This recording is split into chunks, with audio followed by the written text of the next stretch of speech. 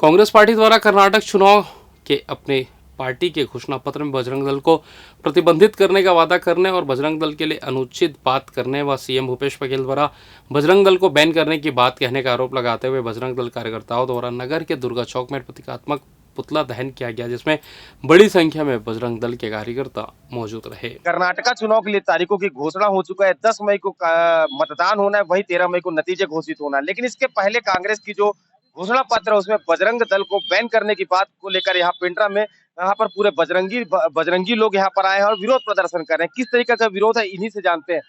निश्चित ही ये बहुत निंदनीय है। जिस देश में हिंदुओं की संख्या ज्यादा हो, जो हिंदू राष्ट्र हो पहले से ही, सिर्फ संविधान में नहीं है, ऐसे देश में हमारे आराध्य, हमारे प्रभु बजरंगबली पे बैन की बात करना, बली पे नहीं, बजरंगबली पे ही है। क्योंकि राम जानकी यात्रा के निमित्त, उसकी सुरक्षा के निमित्त ही बजरंग दल का गठन किया गया था, ताकि उसमें चल रहे संतों की रक्षा की जा सके। क्योंकि प्रशासन से जब मांग की गई सुरक्षा की, प्रशासन ने अपने हाथ खड़े कर दिए थे। तथा कथित सेकुलरवादी, ये अपने आप को शांति दूत कहने वाले लोगों ने हमारे संतों पे पत्थरबाजी की थी, जिनकी रक्षा के निमित्त हमारे बजरंग दल का गठन किया गया था। और ये एक ऐसी राष्ट्रीय संगठन है जो राष्ट्र के हित में, राष्ट्र सेवा में, राष्ट्रभक्त है, निरंतर अपने सर्वस्व को निछावर करने को तैयार रहती है। ऐसे संगठन को पीएफआई जैसे आतंकवादी संगठन के साथ तुलना करना निरंतर निंदनीय कार्य है। और ऐसा कार्य इनके द्वारा निरंतर किया जा रहा है। हिंदू समाज पे कुठाराघात करना इनका पेशा बन गया है। ये तो उन रोहिंग्याओं को भी छत्तीसगढ़ में बसा रहे हैं, जो हमारे लिए भविष्य में बहुत ही हानिकारक होगा, राष्ट्रीय संकट का निमित्त बनेगा। उन रोहिंग्याओं को यहाँ बसाया जा रहा है हमारे प्रदेश की सरकार के द्वारा, और उन्हें जबकि हमने सत्ता के शीर्ष पे बैठाया है। हिंदू छत्तीसगढ़ में ज्यादा रहते हैं और हिंदुओं ने हिम्मत दिया है उन्हें, उनमें से एक हम भी हो सकते हैं। लेकिन वो ये बात भूल गए हैं। कुछ सेकुलरवादियों को संतुष्ट करने के लिए बजरंग दल पे वो प्रतिबंध की बात करते हैं। प्रतिबंध उन पे लगाया जाएगा, अब हम सब मिलकर लगाएंगे, सारे बजरंगी मिलकर के लगाएंगे।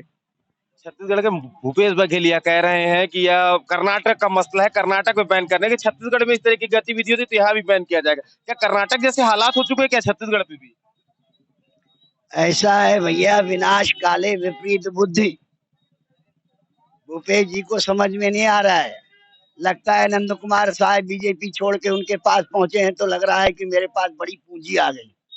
नंद कुमार साहब जाने से कुछ फर्क नहीं पड़ता है, इसलिए इन्होंने लगा कि अब बजरंग दल को भी कर दो। एक बात समझ लीजिए, हम संत के नाते हम ज्यादा बोलेंगे नहीं। आपने कहा ना कि नहीं बजरंग बली पर नहीं, बजरंग दल पर होता है। आपको पता है क्या है?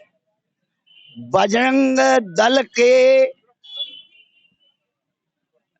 स्थायी चिरंतन अध्यक्ष है बजरंग बली। आपको पता है? जब बजरंग दल की स्थापना हो रही थी तो लोगों ने कहा अध्यक्ष कौन होगा, तो अध्यक्ष बजरंग बली हैं, इसलिए बजरंग दल का संयोजक होता है, अध्यक्ष होता ही नहीं। तो बजरंग बली बजरंग दल के अध्यक्ष हैं। यदि बजरंग दल पर है तो बजरंग बली पर है। सोच लें भूपेश जी, अपने आप को अभी तो कह रहे हैं हम राम पथ बना रहे हैं, हम फलाना कर रहे हैं, हम ढिकाना कर रहे हैं, तो फिर बजरंग बली को रोक के कर लो, देख लेंगे। देख तो लिया है ना राम विरोधियों को भी। राम विमुख अस हाल तुम्हारा, रहा न कोई कुल रोवन हारा, ये होगा। और बजरंग बली तो लंका जलाते हैं भैया, कुछ नहीं करते।